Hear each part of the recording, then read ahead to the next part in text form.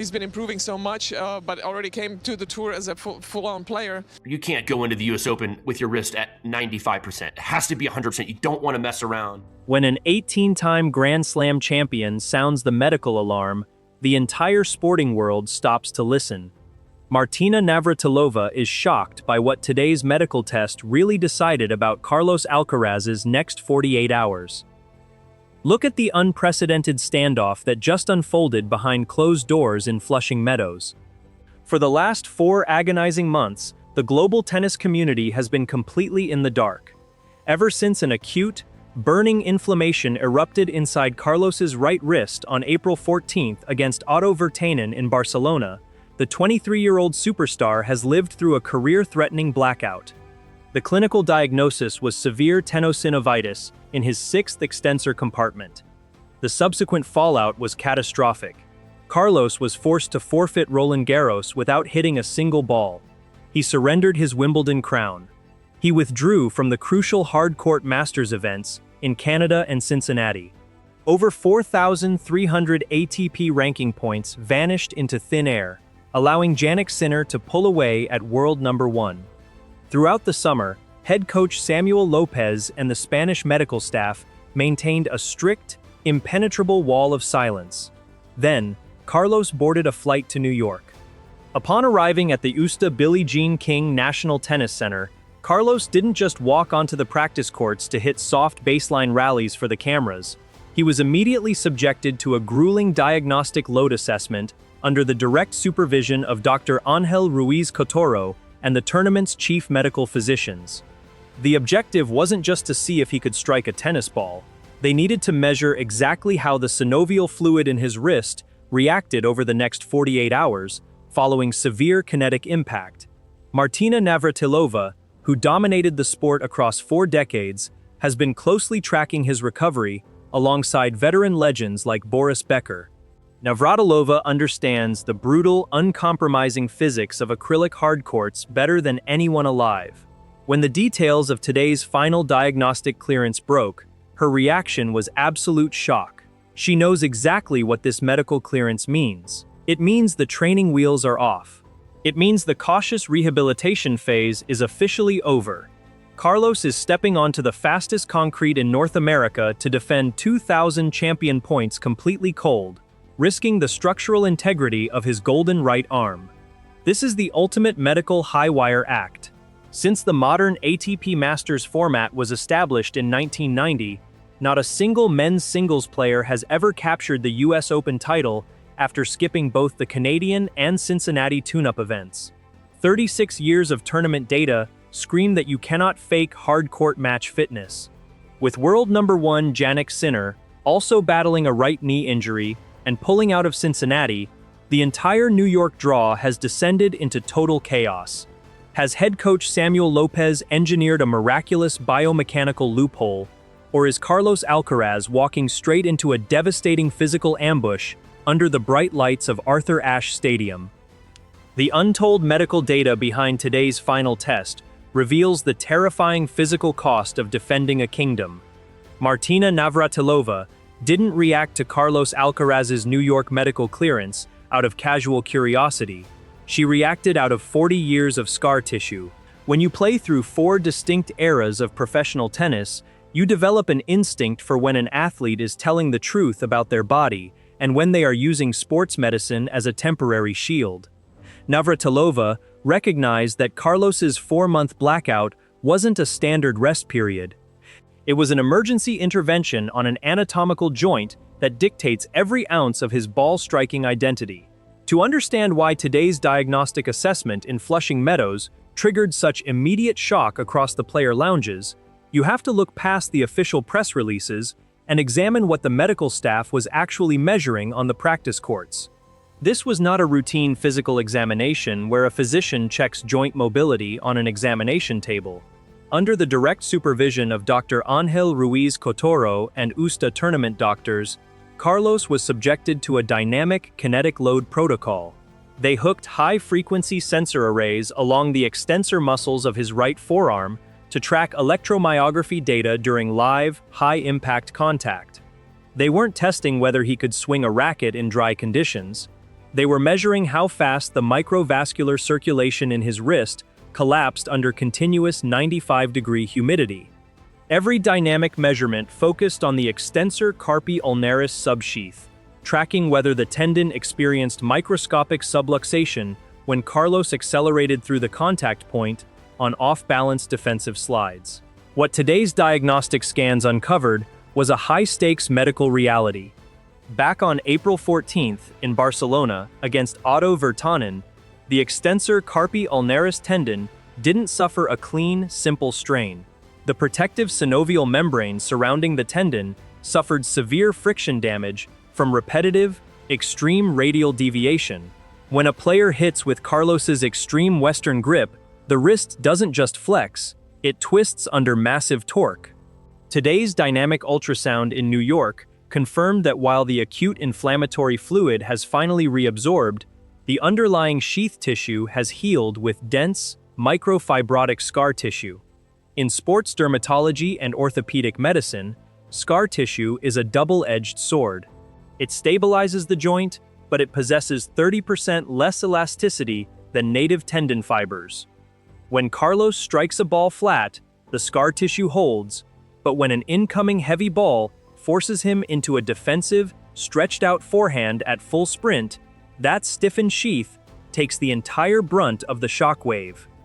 That is why Martina Navratilova sounded the alarm. Navratilova noted that on New York's lake-cold acrylic courts, the ball bites into the grit and jumps violently up toward the shoulder. A player cannot baby a forehand when an opponent is pounding heavy topspin into their chest. You either swing with complete, uninhibited freedom, or the joint begins to absorb destructive micro-vibrations with every contact. When you strike a heavy topspin ball above shoulder height, the wrist is forced into an unnatural, laid-back position. That mechanical angle multiplies the tension on the ulnar side of the joint by nearly 300% compared to a strike in the ideal waist-high zone. The most shocking takeaway from today's test wasn't Carlos's ability to hit a tennis ball today. It was what happens to that joint 48 hours from now. In orthopedics, the true danger of tenosynovitis is the delayed inflammatory cascade. During an active match, high adrenaline and localized blood flow keep connective tissues warm, pliable, and relatively numb to micropain signals. A player can look utterly unplayable, hitting winners from 5 feet behind the baseline for 3 straight sets. The real ambush occurs 12 to 18 hours later. Once the body enters deep sleep and core temperature drops, the micro-trauma from thousands of high-impact collisions triggers an intense immune response. White blood cells flood the synovial compartment. Fluid accumulates inside the sheath, and the player wakes up with a locked, agonizingly stiff joint that cannot grip a racket handle without sharp pain. That is the exact medical trap Carlos faces in New York. Under Grand Slam rules, men's singles matches are played every 48 hours. To survive 7 rounds across 14 days, Carlos cannot just win matches. He has to prevent that 48-hour inflammatory cycle from locking down his right arm between rounds. If his opening round match turns into an exhausting 4-hour baseline war, his medical team will be working around the clock with targeted lymphatic drainage, intermittent pneumatic compression, and localized cryoimmersion just to get the joint functional for round 2. The medical staff has prepared custom localized ultrasound therapy machines that travel directly with Carlos to his Manhattan hotel suite. Every night, technicians will map the tendon thickness down to 1/10 of a millimeter before cleared to sleep. To prevent that 48-hour physical collapse, head coach Samuel López had to fundamentally redesign how Carlos generates court pace.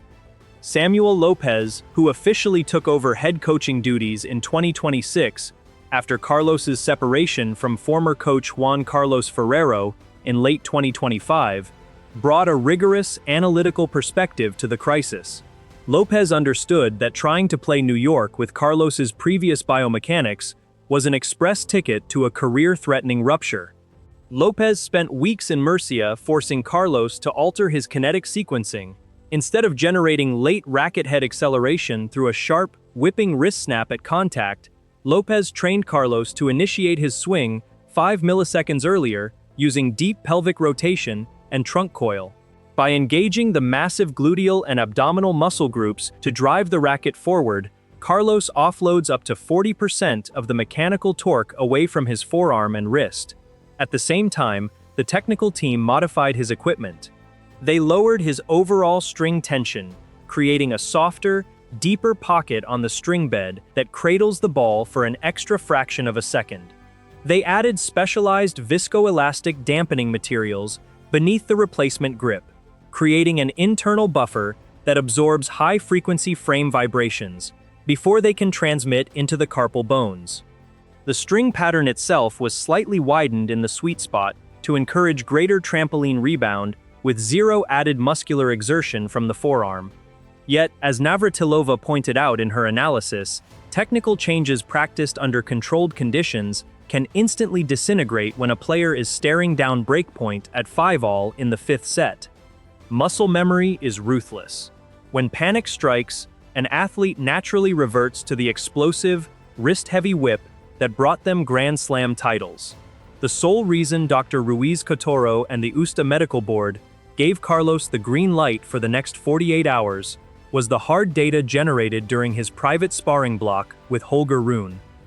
Between August 17th and August 20th, at the Real Sociedad Club de Campo in Murcia, Carlos and Rune pushed each other through 4 straight days of unscripted match play. López intentionally instructed Rune to attack Carlos's forehand wing with heavy, kicking topspin. Carlos survived 2 full sets at match tempo with 0 localized swelling. That data gave the camp the confidence to confirm his flight to New York and declare, "Here we go," to the global tennis community.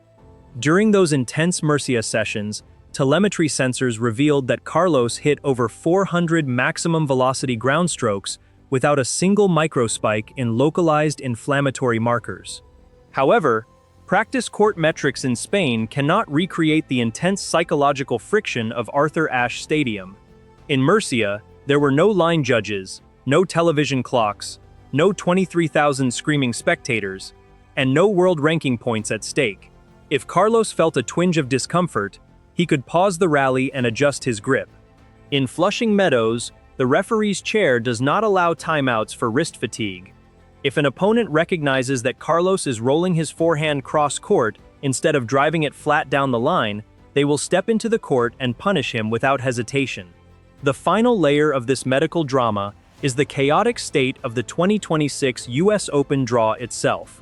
World number 1 Jannik Sinner, who pulled away in the rankings after capturing Wimbledon, enters New York carrying his own medical question marks after withdrawing from Cincinnati with a right knee issue.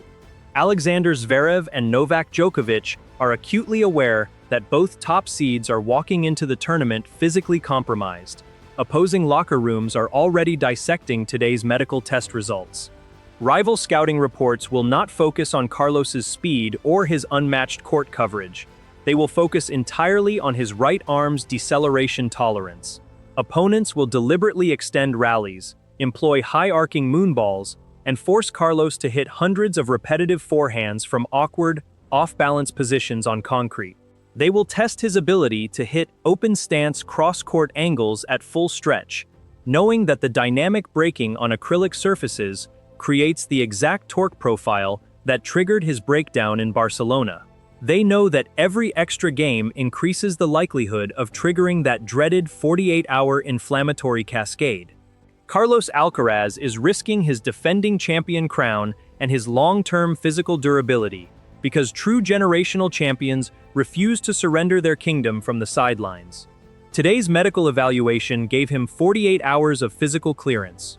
Now, the diagnostic reports and Samuel López's biomechanical adjustments must face the ultimate trial by fire. When the umpire calls time on Arthur Ashe Stadium, Carlos will have to prove to Martina Navratilova, to his rivals, and to himself that his golden right arm can survive the most dangerous 14 days of his life.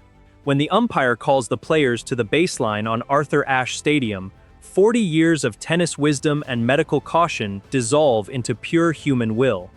Martina Navratilova sounded the alarm because she has lived through the physical reality of a broken joint.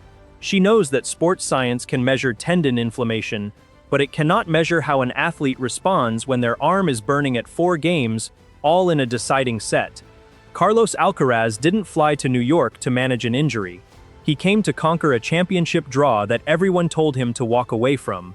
Under head coach Samuel López, the technical adaptations were completed with surgical precision. The racket tension was lowered, the internal vibration dampeners were locked in place, and the kinetic chain was rebuilt to offload torque into the hips and core. Yet, as the diagnostic sensors confirm today, sports medicine can only provide 48 hours of physical clearance at a time. Every single match in Flushing Meadows will be a fresh roll of the anatomical dice. If Carlos sweeps through early rounds in straight sets, managing his court time and keeping his points short, that healing tendon sheath will survive. But if a hungry opponent drags him into a 4-hour slugfest under 95-degree humidity, the delayed 48-hour inflammatory cascade could turn this title defense into a brutal physical catastrophe. Carlos Alcaraz is stepping into the arena with his 2,000 defending champion points, an untested right wrist, and zero room for error. The medical tests are finished, the 48-hour clock is ticking, and the ultimate trial of his young career begins right now. Make sure to hit subscribe and turn on notifications immediately so you don't miss our round-by-round injury telemetry and tactical breakdowns the second Carlos walks out onto Arthur Ashe Stadium.